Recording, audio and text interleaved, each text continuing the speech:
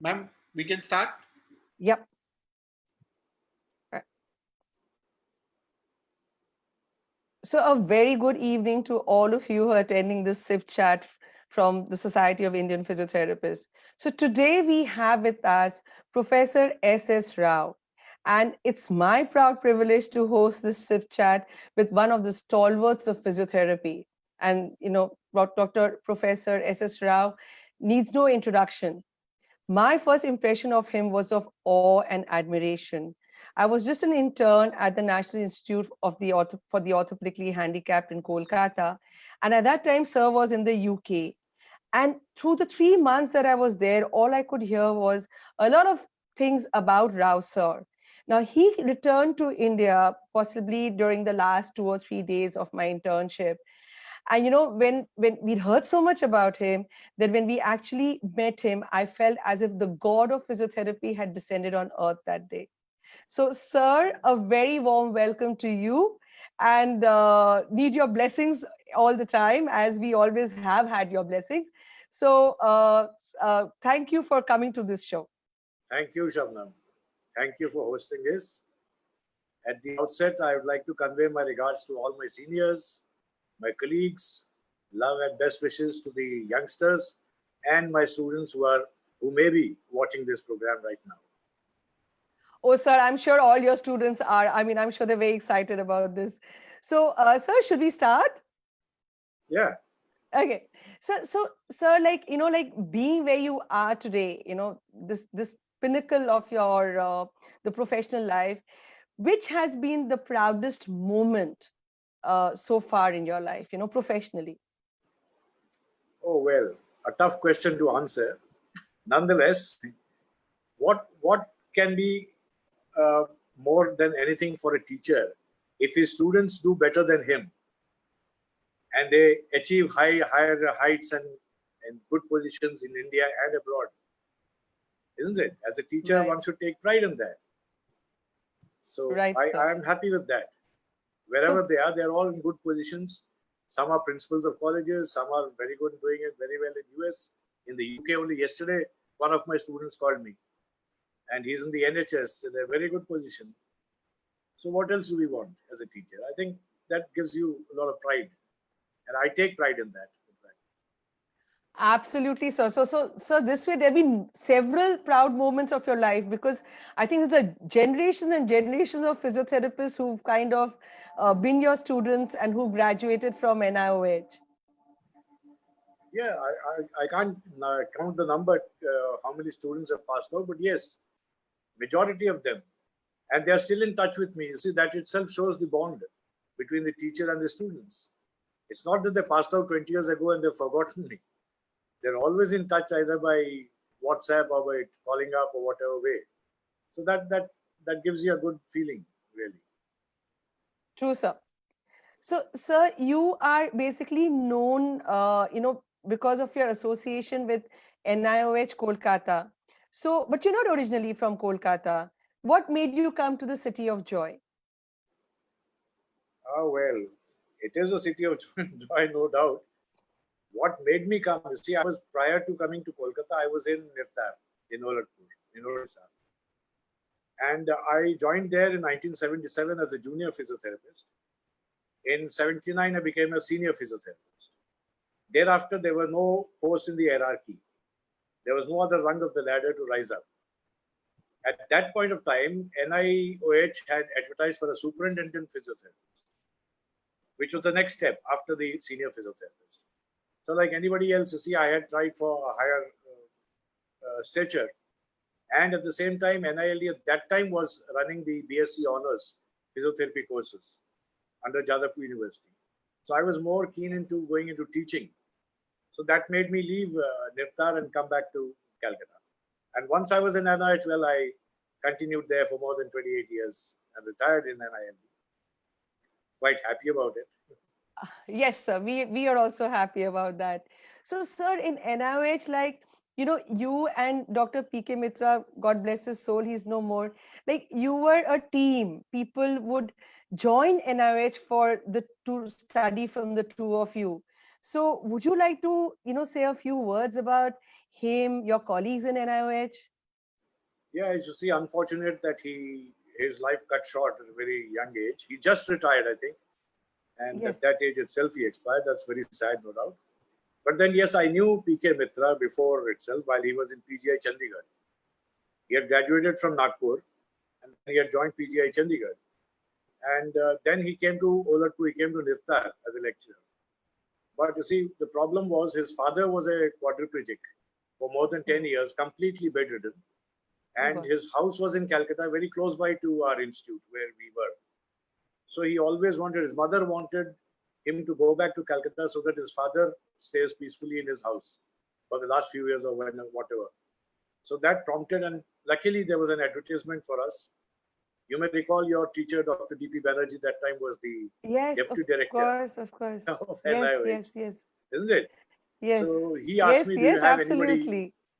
Do you have anybody who is good for this post? So I suggested P.K. Mitra's name. Then I asked him to apply. He applied, and well, the rest is his destiny, and he got it.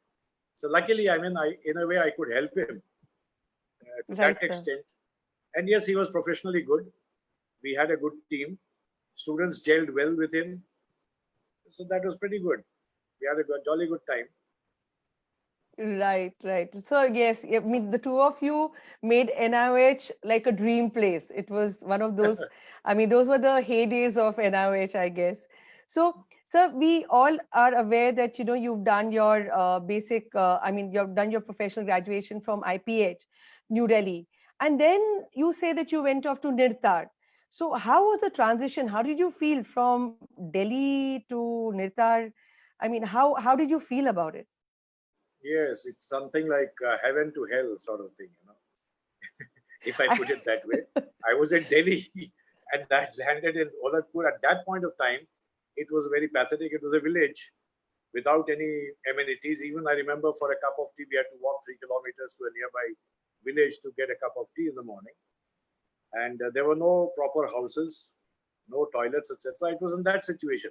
Because actually, you see, it was a hospital run by a missionary and they had deserted it for some reason. And that time, the government of India was looking for a place to set up a rehabilitation center. Dr. Shankaran, you might have heard of him, Dr. Balu Shankaran from Safdarjung Hospital. Yes. The Orissa government had offered him this. A ready-made hospital with operation theatre, beds, etc. Everything was found, though it was interior. So since they got that, they decided to set up a center there, which was that time called as National Institute for Prosthetic Orthotic Training. In 1984-85, it became Nirtar, after it became an autonomous body. Right. Earlier, it was under Alemco Kanpur, Artificial Limbs Manufacturing Corporation of India. So it so happened that when I finished my diploma in IPH, even before my results were declared, I got the interview call. Okay. Even my result wasn't declared. And I still remember our results weren't declared. And when I had to apply, when I had to go to Olatpur for the interview, I went to a college and Miss Achla Pava was the director that time. He was a physiotherapist, he was the director. So I told her, ma'am, this is my thing. Could you let me know by the result whether I'm passing or failing? She says, no. She says, why do you want to know? I said, madam, I've got an interview call. If I'm failing, I'm not going because all the way from Delhi to Bhubaneswar. And that time there was only one train called the Utkal Express. Right. We have a Bharat Darshan with that train. So I said, madam, this is my problem. She said, when is the interview? I said, 4 or 5 days more. She says, what time is your train? I said, it's the night from Old Delhi station. He says, you do one thing, come one day before or come on the afternoon that same day. Only then I can tell you, not now. So I did that. A day before my departure for Bhubaneswar, she let me know that, yes, I was passing. So with a lot of confidence, I could go for the interview. Otherwise, there was no point in going. True. And when I landed there, well, see, we were looking for a job because at that time, you may not be knowing, anybody graduating from anywhere had to register themselves in the employment exchange. Oh. Yeah, okay. So the employment exchange will give you a number that you are registered. And whenever any vacancy for a physiotherapist, something comes out, they'll inform you. That's how the information used to come. We didn't have your employment news and things like that, like we have these days. So I had registered there also. But I didn't get any call from there. So anyway, I got it. Then people even asked me why I didn't try in Delhi. You see, in Delhi at that point of time in Safdarjung Hospital, there were 12 physiotherapists already working. 12 physiotherapists. 12. That's a good number. Yeah. So had I joined there, I would have been the 13th. And if I had been the 13th, had I been the 13th, I would have retired at best as a senior physiotherapist. Right. No more than that. Right. But having come to Olatpur, yes, avenues opened up. I learned a lot there because it was the first service. I learned about orthotics and prosthetics.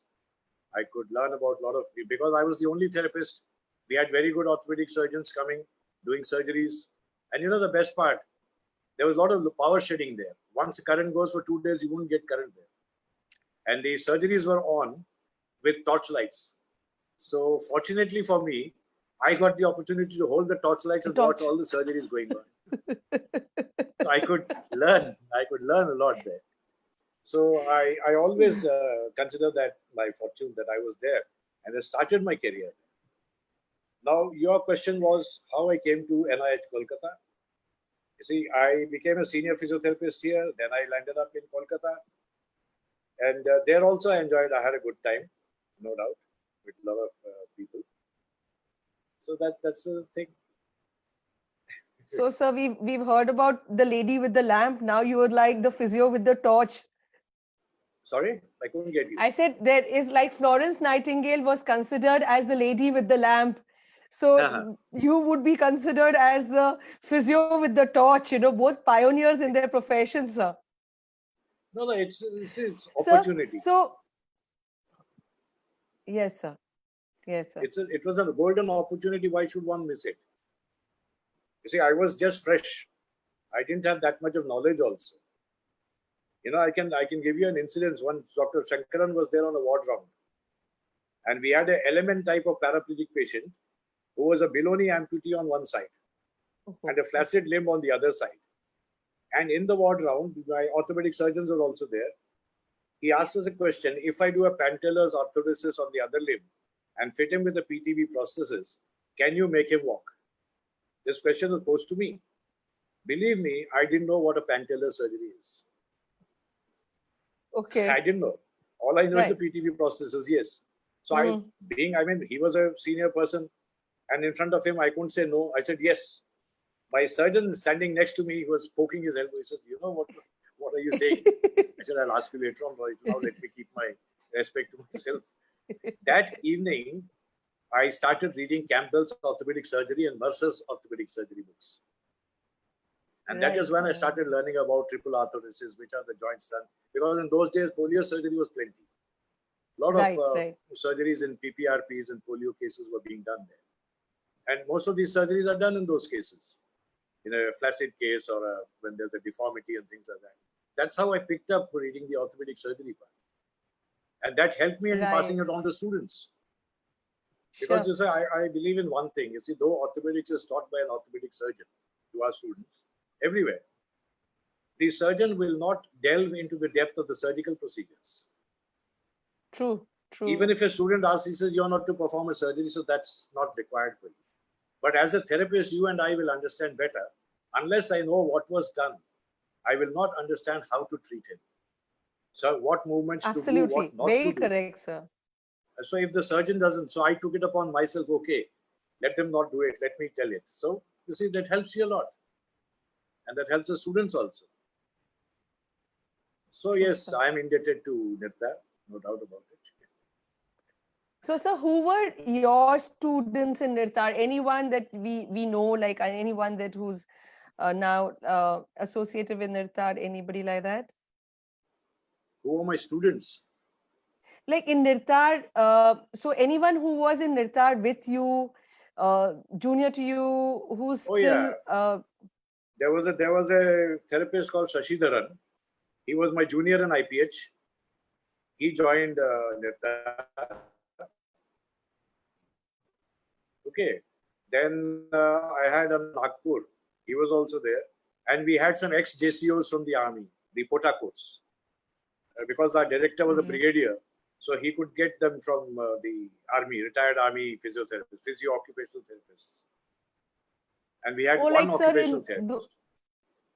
in those days, the army people could also become physiotherapists without any formal training. Is that correct? Yeah, they were from the AMC.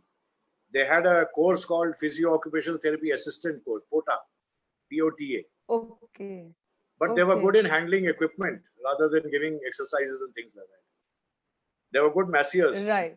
I should tell you. Okay. And yeah, Sir. and they could operate the short waves and microwaves and what have you. They were very Right, good at right. it. Okay. So, sir, in your entire career, like as a teacher, and you've been like teaching for years, what was who were the most challenging students, or which was the most challenging situation in your life that, okay, this was something that you remember and you're like proud of, or you look back on and say, gosh, thank God I did it well types. Well, Shabnam, you have also been a teacher and you are a teacher. And you will agree with me, for a teacher, every student is a challenging student. More so in this era where they have access to all information. See, sometimes you may not be knowing the answer, or just to maintain your respect, you give them a wrong answer. The next morning he comes out and says, sir, you gave me a bluff. I've checked the net, this is the correct answer. Nonetheless, since That's you've true, asked me sir. a question, you see, while I was in Niftar, there was a small, short course for orthopedic surgeons, refresher course. There for a 2-week period. And usually they used to have after supper classes, evening 7 p.m. to 9 p.m. The whole day they Acha. used to see surgeries and the OPD and all that. Late evening 7 to 9 p.m. they used to have classes, for whom I had to cover up a bit of physiotherapy part like manual muscle testing, goniometry, exercises, PRE. Okay, so that was a bit, they were challenging students, challenging in the sense they were all qualified orthopedic surgeons. Even if I Right. had a slip of tongue in the origin or insertion of a muscle, they could always catch me any moment. And Right. not only that, in the class, in the last benches, the stalwarts like Dr. B. Mukhopadhyay, Shankaran, and lots of people used to be sitting and listening to me. And I always used to keep looking at my watch so that 1 hour passes and I can rush out from here. But that it gave you a lot of confidence.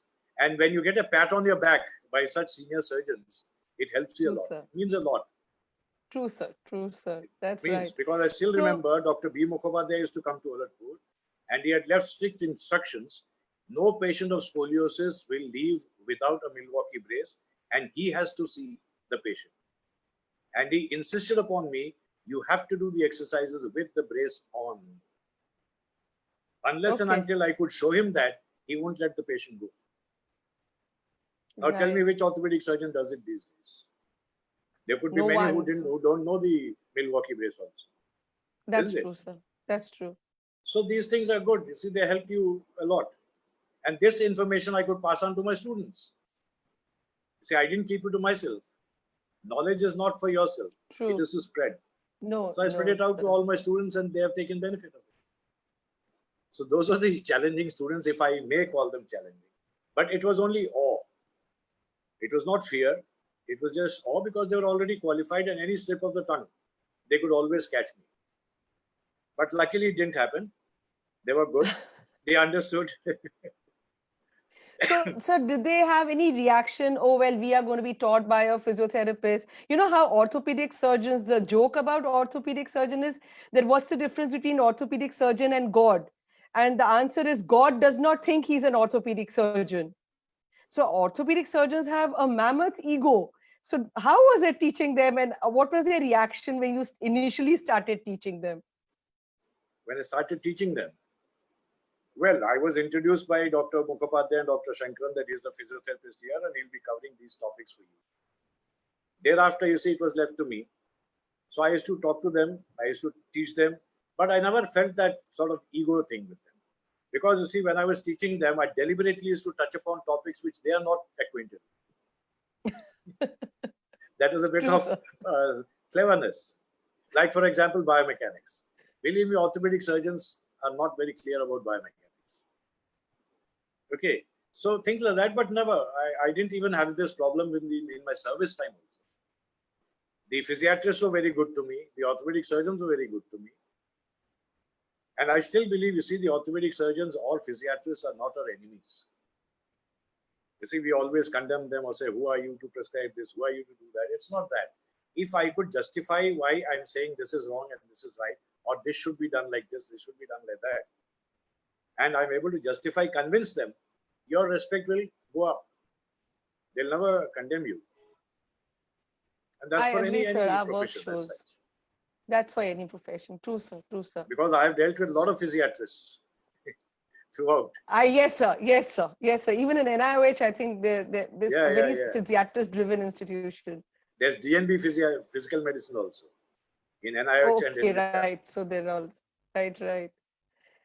So I mean, like, your batchmates from IPH, like, are they? What we've come to know is that hardly any one of them stayed back in India, whereas you were the one who was like with the true nationalist, with the holding the Indian flag high. So what were your thoughts about it? Out of my batch, probably I'm the only guy stayed back, and a few girls. They got married in India and stayed back. A few girls would. But all the boys are outside, either in Australia, UK, or in Norway. Norway are plenty, settled down. There are plenty there. You see, in those days, what used to happen, there were no advertisements and all. Jobs were very scarce. So they used to make rounds of the Indian embassies and high commissions in Chanakyapur, where there used to be a list of vacant posts in that country. So they used to jot down outside. that, apply there. Outside the embassy? Areva. Achha. Yeah, in the embassy, you see, for example, Norway. In Norway, they say nurses, so many posts, physiotherapists, so many posts. So they used to see that, apply, and get selected, and they left. Not like these days where you have an agency who's going to select you, you have to appear for TOEFL or all these things. Nothing was like that was there. So they got the job, they left. And they never turned back and came here. They're all chelas of Keltonborn in Norway. Right. So you didn't feel like going, sir? I mean, you didn't have the urge to go overseas and work? Maybe one reason could be that they couldn't get a job as soon as I got. I told you, like, before my results were declared, I got a job offer. Had they got such an opportunity, probably a few of them would have stayed back. Probably. I'm not sure. But I stayed back because, you see, my parents were here. I'm the only son. I got 3 sisters with me. So it was not feasible for me to leave my parents and then go and stay there. Because going abroad means you're going for good. Once somebody goes and stays there, they don't feel like coming back and working here. So I stayed back. True, sir. I don't call it nationalism, but then that was the reason. Right. So it's good for us, good for Indian students that you stayed back, sir, and we got to, we gained knowledge from you, sir. So tell us something about your earlier school days, your family, like those formative years of your life. Oh yeah, see, my father was a central government officer, and he was transferable, relocated every 2-3 years. While he was in Koraput in Orissa, I was the director of administration there. There were no schools in that area. So he put me in a Sainik school in Korkonda, which is in Andhra Pradesh. For 2 years, I was there. Then he was transferred to Nagpur. From there, we came down to Nagpur. Then I was admitted in Kendriya Vidyalaya in Nagpur. From Nagpur, we went to Bombay. Again, in Bombay, in IIT Kendriya Vidyalaya, we were admitted. And from Mumbai, we came down back to Delhi. So finally, in Delhi, Vidyalaya, Delhi Cant. And thereafter, my pre-medical after the 11th. In those days, there were only 11 classes. Plus 2 wasn't there. Higher secondary was class 11. And then I did pre-medical and then joined IPH. So was physiotherapy your passion, your calling, was it? Or did you try medical and then not get through or something like that, and then you joined physiotherapy? How you mean to say whether I chose physiotherapy as a first choice? No. Did people know about physiotherapy then? Even today, I doubt if that is true. Even today, you ask any student, did you choose it as your first choice? They would be saying no. Everyone tries for medical or whatever it is. They don't get it and they land up here. I don't know why. But honestly, that is still the scenario existing. So the same happened with me.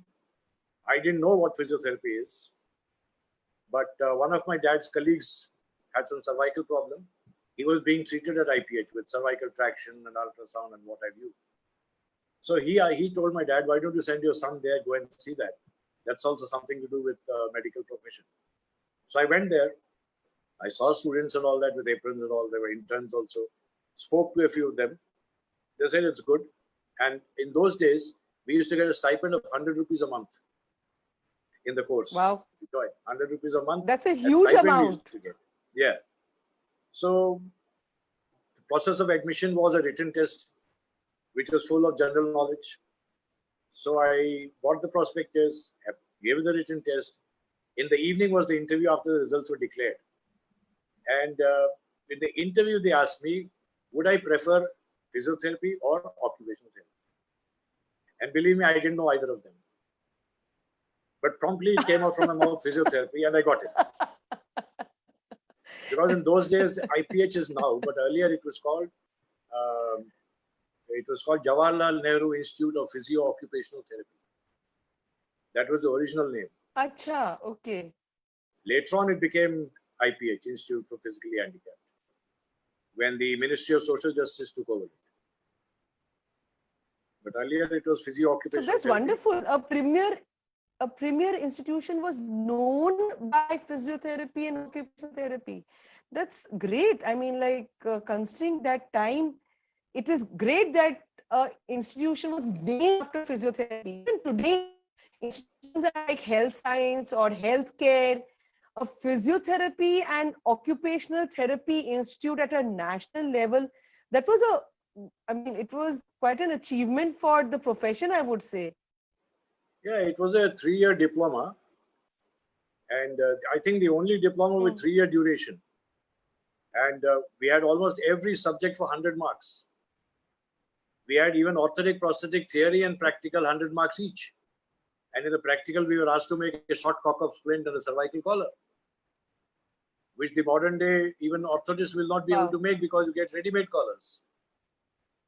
We had ophthalmology, obs and gynae, dermatology, radiology, only no written examination, but we had radiology as subject, nursing, bandaging, all the subjects for 100 marks.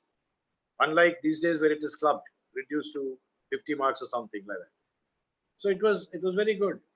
At that time, only KEM Hospital in Mumbai and probably Nagpur Medical College had a 2-year degree course. So ours was a 3-year diploma. Acha, so your diploma was diploma and they had a 2-year degree. Sorry? So what was the, yours was a 3-year diploma. Yeah. And theirs was a 2-year degree. Where? Yeah, theirs was a 2-year degree, right. So how was the syllabus, sir? I mean, was yours better than theirs? Our syllabus was very vast, very, very vast. And in those days, we had very good teachers also. My batchmates will vouch with me. We had very good teachers with whatever limited knowledge they had. They did not keep anything to themselves. They gave all and everything to us. And you see, in those days, it was so difficult because books were not available. Tidy was the Bible. And Electrotherapy by Sidney Leach, the name you wouldn't have heard. Clayton's Electrotherapy and Gardner's Exercise Therapy. That's all. You go to a bookshop, you ask them physiotherapy books, they would look askance. No answer. There was one book depot in Connaught Place, the English book depot. If you go to him, he'll ask you to give 20 copies orders. He would get it to us from UK. Like Cash, PT in Orthopedics, PT in Urology, all those books. It was very difficult. But still, imagine. So, sir, so what would you say with students nowadays who have access to books, journals, online, everything is there, at the click of a finger. So when you see students with that much of access to information and you compare it to yourself, would you say that you were better off than them? I mean, you want me to say whether I was better off than the present day students? I mean, or are they better off than you? I mean, considering they have access to so much of information. No, I won't say that. I won't say that because you see, books are books. Internet and Google and all these give you only the tip of the iceberg sort of things. I don't firmly believe in that. But yes, they have something like ready reckoners, you know. They're sharp enough. You give them a question, they quickly go through their Google and they give you the answer. But that will not suffice for knowledge sake. Hello, are you there? Right. Yes, sir. Yeah. Yes, sir. I'm not Slight able to see network you. issues. You're not visible, Shabnam. No, no, sir. I'm right here. Slight network issues because we've had the cyclone lately, so network is a bit poor, sir. That's why. Okay. Can you hear me, sir? You know, even these posts, I'll tell you something. While I was in, when you asked me a question in NIH and NIRTAR, okay, NIRTAR had started the courses of BPT in 1986-87. Hello? Yes, sir. Yes, I'm there. I'm there, sir. My video is off because of network. I'm there. Okay. In 1987, they started it. And before starting, they had advertised for the posts of assistant professor, lecturer, and things like that. Whereas in NIH, the course under Jadavpur University was running, but we did not have posts of assistant professor, lecturers, and all these things. So I happened to apply back to NIRTAR because it was a teaching post on a higher scale. But my application was rejected by the ministry, saying that in public interest, we are not forwarding your application. So I felt very bad then. No. So what I did was I wrote a letter to the ministry through our director, of course, that you see, it's the same ministry, both the institutes under the same ministry, and we are already running a course where we don't have this teaching post, while NIRTAR is yet to start it, and we have already sanctioned these posts to them. So this is unfair. We should also get these posts here. Now, when this letter went to the ministry, I don't know what happened. NIRTAR got a message to stop the interviews till further orders. You understand? Yes, sir. So आपने ministry को भी हिला दिया, sir. हाँ, उसके बाद क्या हुआ? They gave a notice to NIRTAR that a meeting of all the directors of national institutes will be conducted, and they'll take a consensus whether such posts should be there for physiotherapists and occupational therapists or not. That was a question, and that meeting was held in Bhubaneswar. I had our director of IPH. She was one of the members, so I spoke to her. I said, "Madam, please see that these go through." Luckily for us, these posts went through, and we got it there. Okay, so sir. in some way or the other, I'm responsible for instrumental. getting these posts at NIOH also.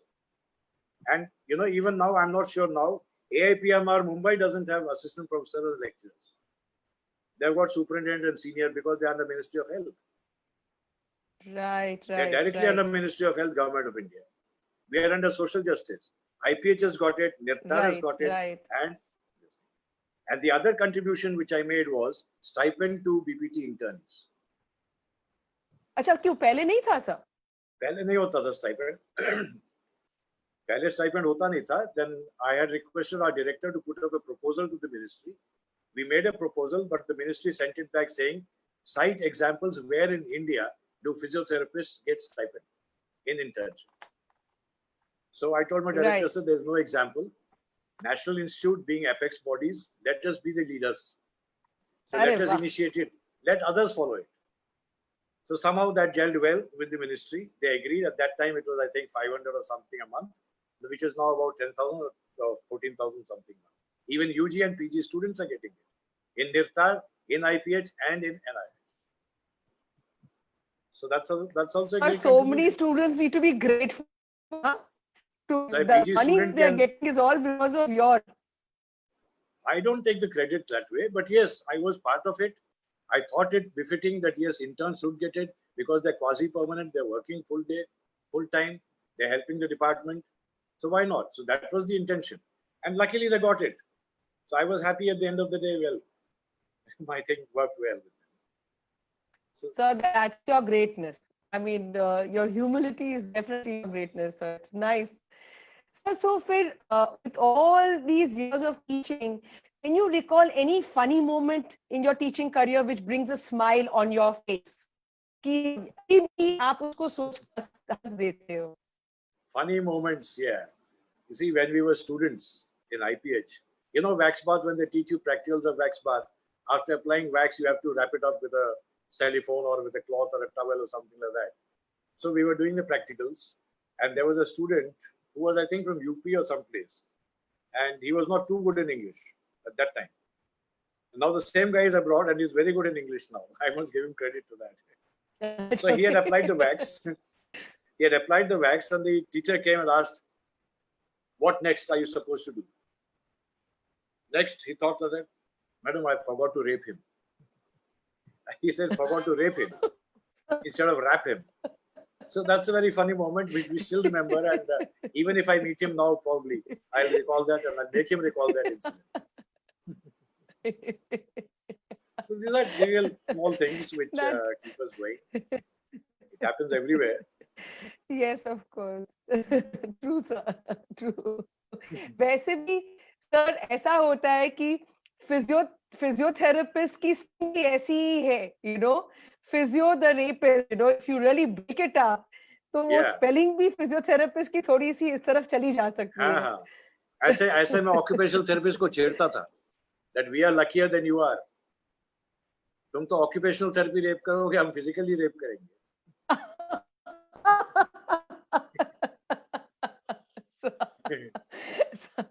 Sir, अच्छा ये बताइए sir, what about the fact that you when you joined physiotherapy, so what was the reaction of your family? You mentioned that your Sorry? father was in central government. You mentioned that your father was in central government, and Yeah, you yeah. were like from one city to another. So Yeah. जब आपने physiotherapy join की, what was their reaction? Like, were they happy for you? Maybe after the initial 1 or 2 months, घर में कोई आता था, तो what was the general reaction? Oh, well. Yeah, I got you. You see, in those days, nobody knew what physiotherapy is. Even I didn't know it. A month or 2 months had passed, and we were still studying physics part of the short wave diathermy, the circuit diagram, and things like that. So we were wondering, what are we doing here? But it was, yes, my parents' reaction, because they didn't know what it is. So it was not a very big reaction from their side. But yes, it was very difficult. Anybody asking me also. Say, for example, I would be traveling by train and somebody asked me, "Bhai sahab, aap kya padh rahe hain?" And I tell him physiotherapy, wo kya cheez hoti hai? So it took me 15, 20 minutes to explain to him. Whereas these days, you see, because of the public propaganda and the the audio visual things like that, physiotherapy has got a lot of attention, especially in the sports arena. So people Right, understand physiotherapy and what a physiotherapist is. So that was pretty difficult, yes, at that point of time. हाँ sir. I think all of us are extremely proud of our profession. I mean, maybe initially in those years you did not know, but from what you've done for the profession, and when we joined and we had people like you as teachers, we are all very, very proud physiotherapists. वो तो हम मजाक में कुछ भी बोलते हैं अपने प्रोफेशन के लिए, लेकिन we are extremely proud of it for every aspect of being. ये तो बताइए कि now that you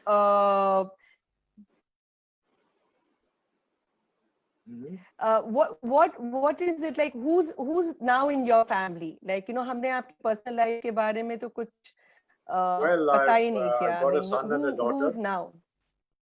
I've got a son, I've got a daughter. Son and my daughter-in-law are in Seattle, in Amazon. My daughter and son-in-law are in UK. I am staying here with my mother and my wife. My mother is about 86 years old. We have to look after her. So I'm fortunate that she's with me, or we could be of help for her at this age. So and I've got a so granddaughter nice also. to hear that. I mean, oh, okay. How old is she? Well, she's also in Seattle, but right now she's in Chennai with her mother. But she'll be going back soon after this international flights are allowed. Right. Sir, it's so nice to know that you're like, I mean, you got your mother's blessing at the age of 88, but it's actually they're the small things in life which kind of makes the character or builds the character of a person. So, I mean, I think we are fortunate that we have parents to look after, and God gives us the opportunity to look after them. Sir, Yeah, yeah. See, so you've been so involved. Sorry, sir. there was only one sad part, you see, in my family. When I went to UK, probably on the second or third day of my landing there, I lost my father here in India. And I Oh, was there. It was the second or third day. And I still remember um, our superintendent physiotherapist there. She suddenly sent word for me and she asked me to come to her office in the hospital, in Robert Jones Agnescent Hospital in Swiss Street. I thought she's going to explain to me what I'm supposed to do, what I'm not supposed to do there. So I went in. She was very calm and composed. And she got up, went to the kettle and started making coffee and offered me a cup and she said, please sit down. So I sat down. She wouldn't say anything till then and I didn't know what for she's called me. Then suddenly she asked me, how was your father when you left your country? So I was surprised how is she asking me this question. I said, why? Then she broke the news to me. And she got this information through our institute, through the Colombo, to the British High Commission, a British Council there. And they passed on the information because I went to the British Council itself as a Colombo Plan student. Then she asked me, what would you like to do now? Luckily, my nephew was in Manchester.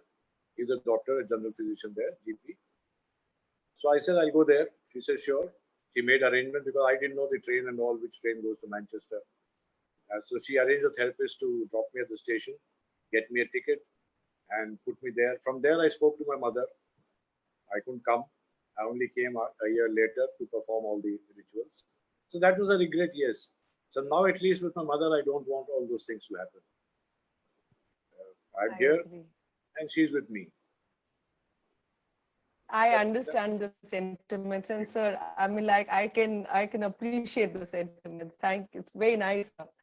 Sir, okay, so on all these, I mean, you've been in the profession for so many years. Any regrets? Any regrets in your professional life about the profession, about something that you did?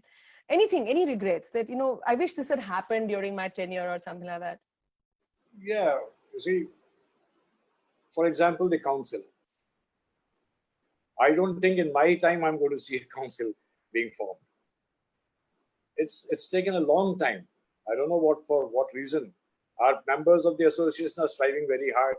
They're putting in hard work. They're meeting ministers, doing this, that. It goes forward again, takes a few steps backwards.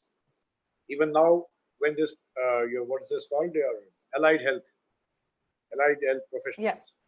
I don't know where it stands and how it stands, how physiotherapy stands in that act. We are not sure. And by the time it comes to be implemented, the government will change, another government will form, and these things are going on. Just rolling stones. We are just rolling stones will gather no moss. That's a major regret. And you see, this is one factor which has direct effect on the physiotherapy profession. Unless you have a governing body which governs your profession, nobody can protect you. People talk of first contact. Good. It's a good thing, a welcome move. But who is going to govern it? If anything goes wrong, for example, the IMA or MCI, a doctor commits something and a patient dies, for example, there is a council to investigate it, whether it was a doctor's fault or it was a spurious drug or something else. The diagnosis was wrong or whatever reason. If you and I do it, who is going to protect us? Is there anybody? IAP is only an association. It cannot dictate terms, isn't it? So that is a Right, major sir. problem. And people are doing private practice. Anything that goes wrong in a practice, who is going to back them up? See, I keep telling my So students that's also true. during internship, during your student life, please do not do private practice. Don't do home visits. You're not qualified yet. That very fact itself will put you behind the bars. That you're not qualified, yet you are seeing a patient at home. That very fact itself will put you behind the bars, nothing else. They won't ask you anything else.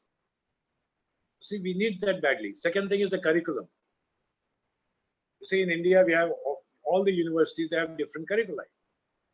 Not two of them are similar.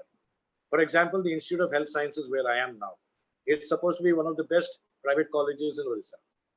And I'm fortunate to be associated with them as the HOD in physiotherapy. Now here, the Utkal University runs semester system, 8 semesters for 4 years. Electrotherapy, exercise therapy, 75 marks is clubbed together in one paper, which are the main subjects. Okay. Right. In first semester, they have part 1, second semester, part 2. Again, clubbed together, 25 marks internal assessment. That means how much are you going to examine them for? Whereas what do we have in Calcutta or Health University? 100 marks theory, 100 marks practical, 100 marks theory, 100 marks practical. Because these are the main subjects. You can't have sociology 100 marks and exercise therapy 50 marks. And unfortunately, Nirtar is also following the same syllabus. That's very unfortunate. Really? So if we had a council, you see, like MBBS or medical, throughout India, it's the same syllabus, the same duration. You cannot change it. In that respect, if you look back retrospectively, RCI would have been better for us. At least we would have been under some umbrella to protect us. But sir, I think we are heading towards it. I think with all the, when you read all the entire content of the bill, it's quite much in favor of physiotherapists, and they have. I understand what you say, sir, about a lot of physios not handling for being first contact professionals and all that. But at least it recognizes the profession. The content of the bill is very complementary towards the profession. They seem to have understood physiotherapy for the first time. So that I feel is a great achievement, considering what has happened. See, so even sir, nomenclature. Nomenclature भी ऐसा होता है. महाराष्ट्र में MPTH है, कहीं MPT है, कहीं musculoskeletal है, कहीं orthopedics है. I mean, these nomenclatures are so different. Uniformity तो होनी चाहिए ना. You have MS orthopedics. You do orthopedics anywhere in the country, but you don't have different nomenclatures. Who is going to take responsibility for this? Only a council can. Pay structures.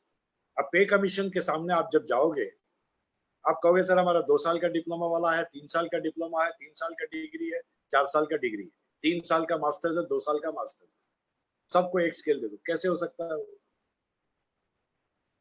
That will be a big problem for the pay commission, isn't it? This is what we have faced earlier. और ऐसे हो गया कि नर्सों से कम तनख्वाह मिलने लग गई गवर्नमेंट में, सेंट्रल गवर्नमेंट में. See, so that is why, that is one regret, right, sir. Because I feel sorry for all my seniors who had put in all their hard work in trying to get a council. बेचारे उनके होते हुए हो जाए तो उससे अच्छी बात कुछ नहीं हो सकता. They will also be pleased to look back. Sir, yes, at least some labor of theirs gives them food. Ji, sir, I understand, because we've got so many respected seniors who really put in years and years of hard work to get us the council. Yes. And even currently, even the current physio, everyone's working at it. Shadiya, sir, I think we'll see the light at the end of the tunnel very soon. I mean, given the current bill, I think we will. So, but last question, which, I mean, you have been a dedicated professional and आपने अपनी सारी जिंदगी profession को दी है, लेकिन कुछ तो आपने अपने लिए रखा होगा. What do you do for recreation, sir? I mean, आपकी hobbies क्या है? Hobbies? Yes, sir. एक जमाना था when I was a voracious reader of English novels. I used to read Arthur Haley, Irving Wallace, and things like that, novels like that. Plenty of them. Right. Started with Enid Blyton when I was in school. The Secret Five and things like that. Then went on to Arthur Haley, The Hotel and Airport and things like that. Then Irving Wallace. And one of the novels which I like most is the, what's that called? Error of Judgment by Henry Denker. It was a fight between a junior doctor and a gynecologist. It was a lovely story where the gynecologist, the junior doctor's fiancée, was being operated by the gynecologist, and he says we have to send it for biopsy because it's cancer. This guy says it's not cancer. And he says, no, I'm the senior, you're not supposed to answer. And he removes the uterus, does a hysterectomy. And then this guy cannot marry her because she's lost the uterus. Ultimately, the junior doctor proves it in a scientific session that this senior gynecologist was wrong. The whole story goes like that. Something like Coma, you know. You might have seen Coma movie also.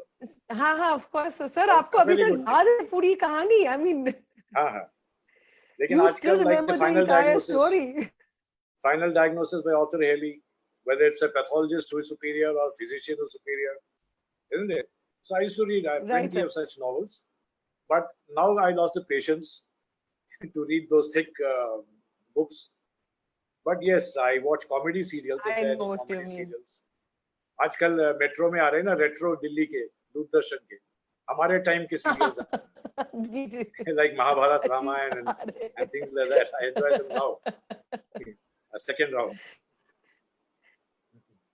And sir, any other hobby that you indulge in? कुछ और? Hobbies, well, yes, I keep listening to old songs जिनके lyrics में काफी दम है. Unlike the today's songs जहाँ पे हा हू हो गया and more of noise and less of lyrics. So I like to listen old songs, yes. कभी कभार मौका मिल जाता है तो So sir, anyway रेडियो हो टेप हो या म्यूजिक का शौक सीडी है? हो हाँ So sir, इतना शौक रखते हैं तो एक गाना हो जाए? एक गाना हो सर जाए. एक दो तीन lines just. Only 2 or 3 lines I can sing for you. Okay, will it do? I think that should do. जी सर, जी सर, जी सर. Okay. हाँ सर, बस. शुरू करूं? जी Do I start? जी सर, जी सर. Yes मेरे sir. महबूब कयामत होगी आज रुसवा तेरी गलियों में मोहब्बत होगी मेरी नजरें भी गिला करती हैं तेरे दिल को भी सनम तुझ से शिकायत होगी मेरे महबूब. How was it? Sir, this was just too good. It was just too good. I mean, like, it couldn't be better than this. It's a very old song Thank you. very old song of Kishore Kumar, but one of my favorite songs. मजा आ गया sir. इतना पता होता कि आप अच्छा गाते हो तो आपको पहले भी हम काम करते हैं इसके लिए सर. Lovely sir. मजा आ गया, बहुत मजा आ गया. Sir, thank you so much. Thank you for the compliment. Thank you. No, but you have a wonderful voice, sir, and you know to say extempo just like that. I mean, obviously, आप गाते हैं, sir. Sir, so I will Hello? take your leave. Are you still there? Yes, sir. Yes, sir. Thankfully, the network has kind of sided with me to this evening. I think वो आपके ही blessings होंगे, sir, because you've been our teacher. So network भी आपसे डर गया होगा.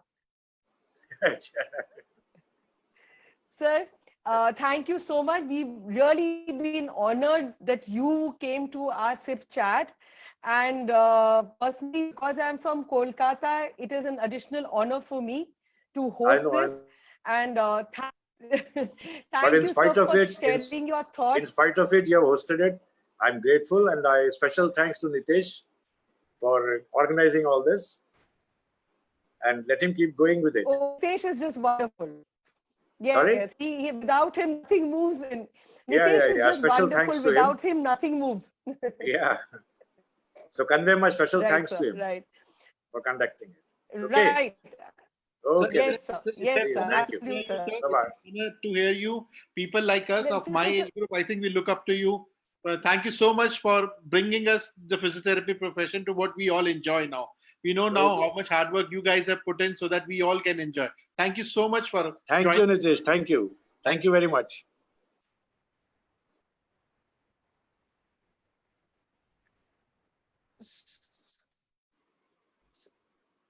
Thank you, sir. So Bye. I guess Nitesh is is that it? We could we are looking forward to the next program that we have on Sunday at 4:30.